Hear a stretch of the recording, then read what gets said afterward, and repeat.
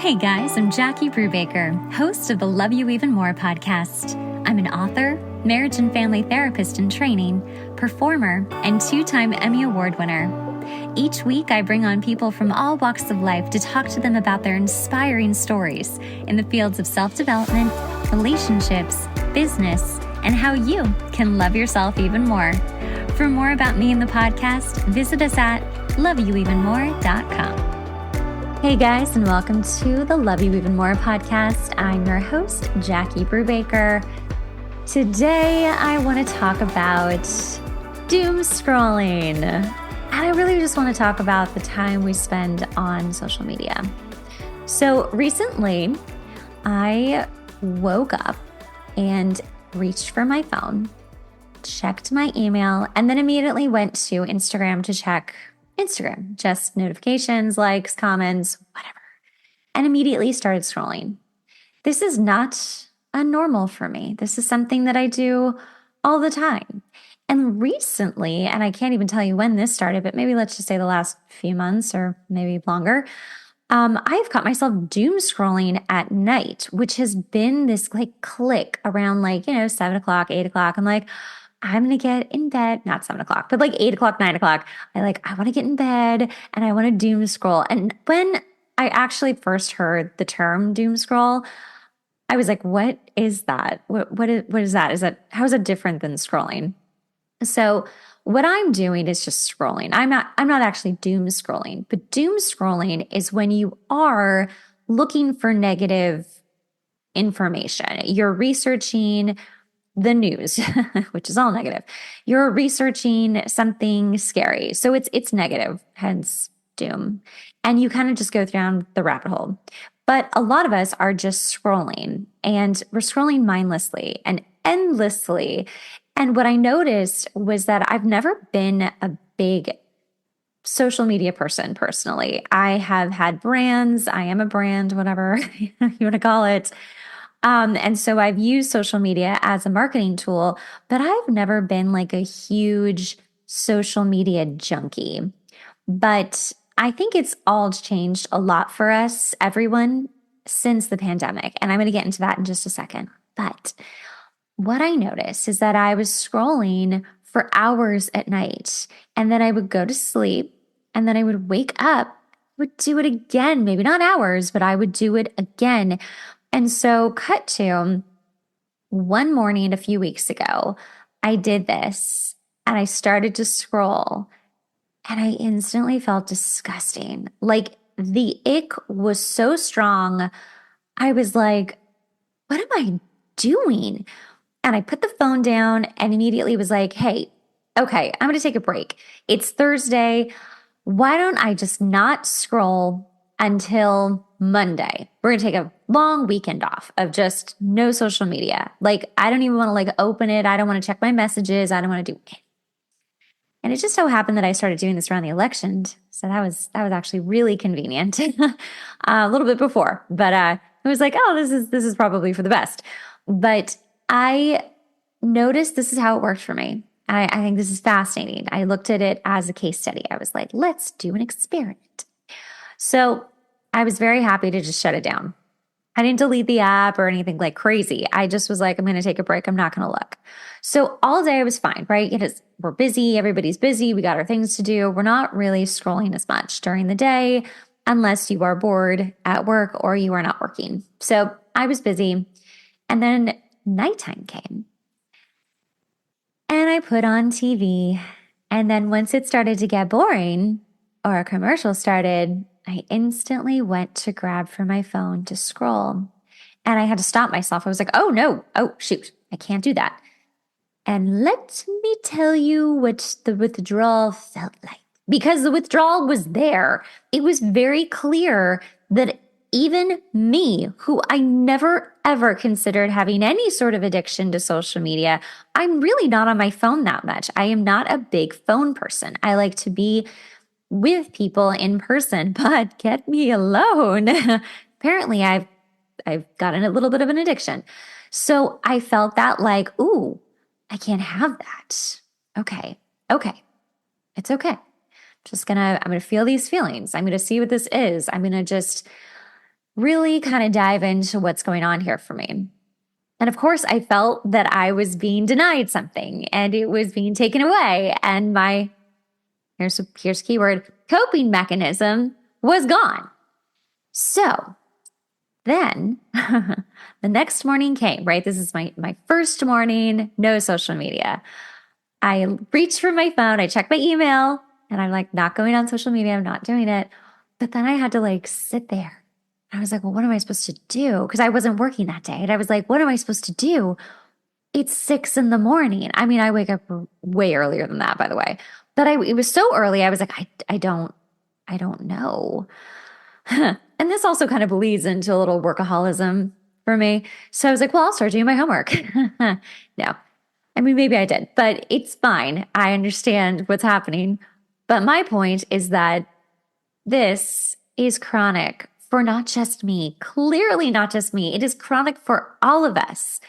So then that day went by, didn't even think about reaching it for my phone at night during the, TV time or nighttime. I just went to bed. The only thing I've allowed myself to do is to be on Pinterest, because Pinterest used to be my favorite thing to do when I went to bed, because my Pinterest feed is glorious. It's, motivational quotes and beautiful couture dresses and gorgeous places to travel to. I mean, it's really positive and really like affirming. Like that's what you want to put into your head before you go to bed. So I used to think that, oh, my social media feed on Instagram or even TikTok, which I really am very not that active on, are just really positive. I have all these quote experts on things talking about psychology and relationships and positive everything. And I really saw my feeds as very healthy. Like I don't follow crazy people and I don't follow people that are personally not good for me. I just don't stalk, I'm not a stalker. So if you think I've stalked you, I really haven't, because I don't do it because I know myself. So it's part of being a Scorpio. We're really strong individuals. Anyway, I just thought, well, this isn't affecting me because all my stuff is positive. And while that may be true, I was starting to actually feel a little bit of jealousy and a little bit of FOMO, which had never happened to me. Not that I'm immune to it, because God knows I'm not, but I had never felt that on social media. I'm the one who's going to like all your posts. I'm the one who's going to support all of your functions and your posts and your career changes and your relationships and all the things. I'm that friend. But then I was like, what about me? And this was such a new, and maybe this is separate, but this was such a new feeling for me. And I was like, I don't like who I'm becoming because I'm on social media too much. Anyhow, what's really been interesting is that I just quit cold turkey. Now, mind you, I think I might be the anomaly here. I would not suggest completely quitting cold turkey unless you know yourself and you think, yes, I'm just ready. I can't take this anymore. Blah. Which is how I felt. So if you feel that way, do it. But I would suggest maybe taking like little breaks. Like, here, I'm going to only allow myself 1 hour per day to scroll, which honestly is fine. But let's actually take a moment and pause right there. And let's go back to how the doom scroll began. Because I've done some research, because I am not an expert. That was one of the biggest reasons I was getting so tired of social media, is like, everyone and their mom is, I am a certified expert. Like, shut up. Like, please. You're not. You're sitting on your couch, you took a course, and now you're an expert on something, or you've experienced something, you're an expert. Maybe you have a lot of knowledge, but are you really trained to counsel people? Okay, that's just the marriage and family therapist in me who's like, no, thank you. Anywho, I just couldn't do it. I couldn't do it anymore. So let's go back to how the doom scroll began. So I mentioned that during the pandemic, we were all locked home. And by the way, I am citing quite a few articles with this information, which will be in the show notes if you would like to read them. So we're home, we have our phones, we are trapped. We don't even know if we can go outside. And so we need something other than food, alcohol, TV to keep us busy. So we start doom scrolling. We want to know, where can we get toilet paper? We want to know, what are the hospitals like? We want to know, will the supply chain, keep going? Will we still have this kind of food or whatever? We want to know all the updates on COVID, and we want to know all of the everything about everything. So we are doom scrolling for real, right? Then we jump to TikTok because we're like, ooh, dances. That's fun. Okay, that can help. But once lockdown stopped and once things started to kind of get back to normal, this doom scroll or just scrolling became so much more prevalent for people than ever before because we had just conditioned ourselves to be scrollers. People who were not scrollers, like yours truly, were suddenly scrollers. So now it's created this horrendous epidemic of people who are just doom scrolling all the time, who are on social media way too much, and they don't know what to do with themselves. And so when I read about this, I was like, oh, that makes so much more sense because it feels like there's been an uptick in scrolling. And I always think if I'm experiencing it, other people are absolutely experiencing it. I am not, in a vacuum. So I want to give some tips besides my weird story of I just quit cold turkey and everything's fine. A little update on me. It's been a month or 3 weeks, something substantial. And the other night, I actually did go on TikTok and scroll because my TikTok is very chill. It's very, very chill. And I was like, okay, this is kind of a time that I would want to decompress and scroll. It was probably 7 o'clock at night. It's getting dark earlier, just you're getting cozy and sleepy. So I'm like, okay, I'm going to see what happens. I just want to see how I feel. And I scrolled for maybe 45 minutes and then I was done because I didn't care anymore because it was over. And I was like, oh, that's nice. Okay, great. Does this mean I'm going to start scrolling again? I don't think so. I think maybe here and there when I feel the urge like I did, I'll do it. But it's so easy to get trapped into that old pattern because you know it so well, right? It's addictive. It is truly addictive.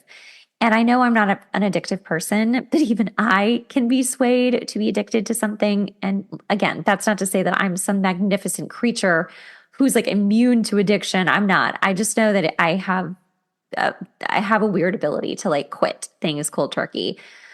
It doesn't make it easy. Anyway, okay, enough of that. Let me give you some tips on how to stop scrolling slowly because you may not be the cold turkey type. You may need some help with this. This may be something that you've been struggling with for a while and are looking to actually quit this or cut down on this. So, and one more thing about addiction. I'm getting certified in addiction right now, and I'm almost done. And the one thing that I have noticed with addiction, especially if you are in recovery right now, or you have thought about getting into recovery because you feel that you might be addicted, or you are, there are so many different ways to stop addiction, to become sober. And there was such an old school thought of just quitting cold turkey and shaming people into just stopping because you're horrible and it's horrible for you and it's really, I'm making light of it. It was really ugly the way that people were treated. And nowadays we are looking at addiction and recovery in a very different way. And it is better to just slowly do this and do it at your own pace and do what works for you. So here are some tips on how to stop scrolling so much. First, and by the way, this is the Mayo Clinic telling you how to do this. This is not me. First of all, let's set some limits. Set a timer for how long you scroll each day and limit the number of sources you read. So if you are on someone's Instagram that is super controversial or negative, or just, that's probably just all opinion based and maybe not true, but you're just scrolling, deep diving, rabbit holing the heck out of it. Yeah, maybe it's time to give it a break. Let's set a limit on how much time you might be doom scrolling on that page. And reduce notifications. Set your apps to send you fewer notifications and keep your phone on silent when you're doing other activities. This is something that probably the theater kid in me understood very early on, is that when you are in theater, literally a theater, whether you're watching a show, you're in it, or you're in rehearsal, you set your phone on silent. Okay, this could be class, this could be work. Most of our phones are on silent. But if we have a buzzing for a notification, or it lights up on our phone that there's a notification, I'm sorry, it's Pavlov's dog. We're going to go check it. We're going to want to check it. And in theater, it's very strict. You have to be completely there. You cannot be distracted. It's really disrespectful. So think of the people that you're hanging out with and you're constantly checking your phones while you're together. If you make a no phone checking policy, you're actually going to spend more time with them and be more engaged. And honestly, the ick factor goes away because you're living, well, I'll get to that at the end, but you are living in reality. So we'll get there. Okay, the next tip is to take breaks. So if you feel sad, stressed, or agitated, take a break from social media, even just for that moment, just be done for the day. Just be like, you know what? This is not making me feel better. Actually, I'm feeling worse. Let's get off this. The next one is to practice mindfulness. Try mindfulness meditations to help you refocus on the present. So mindfulness is all about being in the present moment and to really feel your present moment in all of its capacity. Feel the chair you're sitting on. Look at everything around you. Say something, see something, say it, name it. Really get grounded in the moment. And when you do that, you realize that you're in reality. You're not in the non-reality that is social media. Again, we're going to get into that. Okay, next is find other activities. Guys, oh my God, replace doom scrolling with other activities you enjoy, like reading. Think of all of the reading you do on social media. What if you took that time and read a book that you've been putting off for years? You went and turned off your phone or whatever, just turned it off. You know how I mean. Got the book and replaced it in your hands and read the book. By the way, I've done this and it's great. It's so relaxing. Your eyes will thank you, but also your brain will thank you. And then you'll feel accomplished because you're finally reading the book you bought 3 years ago. Okay. I'm not trying to be mean. Try listening to music. Go exercise and spend time with your friends and family. Legitimately. Just get off your phone. Okay. Also, beware of your bias. Consider your biases when consuming news and try to find positive news stories. That is so true. We all know what's happened to news. I've really worked a lot in news in my career, and it is very discouraging what's happened. But try to find news sources that you can really trust, that feel correct for you, and try to just get your news in small doses. The thing with a news cycle these days is that it just continues to repeat all day long. And you know that if you watch a certain network all day long, like a news network, unless they get updates or breaking news, it's pretty much what you saw this morning, this afternoon, and this evening. It's all the same for the most part. And that's really just conditioning your brain to keep reliving these negative stories. So limit that. Unfollow negative accounts. We already kind of mentioned this, but unfollow accounts that post negative content that stresses you out. This could also be, your friend from high school that you just get triggered by. Just unfollow her. It's okay. Put a pause. Whatever. It's your life. You're a grown ass woman or man. Do what's right for you. You don't have to be friends with them, but you also don't have to follow any negative accounts. because you think you should or you want to stay informed. If it's only negative, maybe just check in once a week and get like an update or find a different news source, you know? And then power down devices.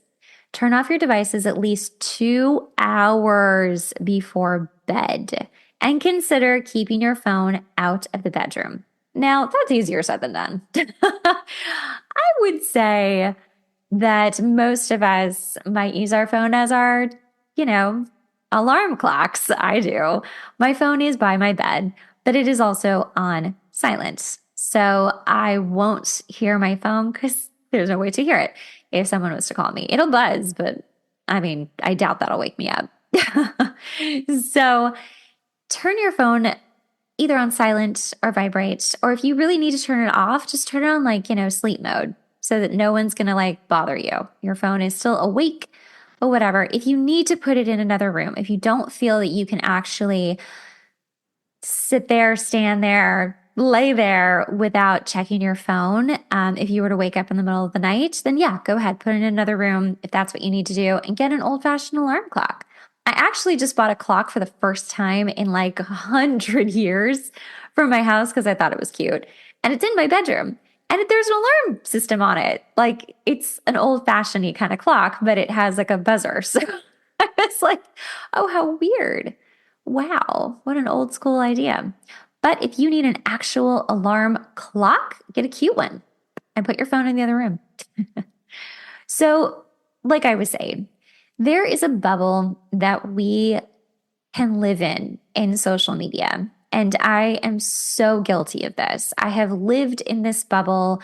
I have thought that my brand equaled my worth, equaled my followers and my likes and all the things, right? And when I decided to take a break / kind of get off social media, I actually thought, will I not be relevant anymore? If I'm not scrolling, if I'm not liking other people's posts, will they like mine? I don't know. And you know what? It doesn't really matter. And what's interesting too is that there were other places within my like career with the podcast, for instance. I have not been posting for months, like new episodes. And yet I've seen an uptick in downloads recently. So I'm kind of like, is social media all it's cracked up to be, especially if you use it as a business? Sometimes, yes, but other times, maybe not. I'm still kind of like sussing out what's going on with the podcast and why it's like upticking just on its own. I think there's a lot happening in media. And if you haven't listened to the episode with Patrick Caljury on why entertainment is failing us, it's a couple weeks back. Go listen to it. It is an incredible podcast about what's happening to the entertainment industry, what's happening to social media, and what the future might look like. Very interesting thing for podcasts. But when you finally jump out of the bubble that you yourself live in with all of these, internet friends, and you get back into your reality, it feels really calming. It feels really real, and you feel grounded. And it's kind of an incredible moment to realize that there is so much more to do during the day that doesn't require the internet or more so the social medias. It doesn't require them. And all those people that you're friends with, my God, be friends with them in real life then, if they're that important. But if they're not, just go visit them when you go check, your feed or you want to go see a specific person. I know that there's a lot of social media posts that I'm going to miss because I'm not scrolling anymore. And I do apologize for people who are like, why didn't she like this? She sucks. But it's just because it didn't show up immediately when I first opened Instagram. That was not the first post at the top of my feed. And so I didn't like it because I didn't see it. But if I did see it and I liked it, that's because you were at the top of my feed. So it's not, bias. I'm not trying to anyway, nobody cares. My point is that getting out of the bubble of social media and getting back into the bubble of your reality is so wonderful. And it has been Oh God, what a relief. I feel so much more in touch with my life. I've been way more productive. And that's absolutely something that some of these articles talk about, is being way more productive in your life, because you're just going to continue to keep doing what you need to do. You're not going to take a break and then get scrolling and then 45 minutes goes by and you're like, whoa, what happened? That's not going to happen. So, all in all, if you're thinking about getting off social media, or if you're thinking about limiting your time on it, I absolutely highly suggest it. Just try it. See what comes up for you. See what feelings come up for you and where they sit in your body, and what you want to do, but then you can't do because now you don't have social media to rely on. It's fascinating, and I really highly suggest you give it a try. And if you do, please email me, Jackie@loveyouevenmore.com, and let me know how it went, or DM me on Instagram. I will definitely see your messages because I do check my messages. All right, guys, that is the episode. I hope you found this insightful and useful. It's something I feel very passionate about these days, and I hope to see you guys next week. All right, bye.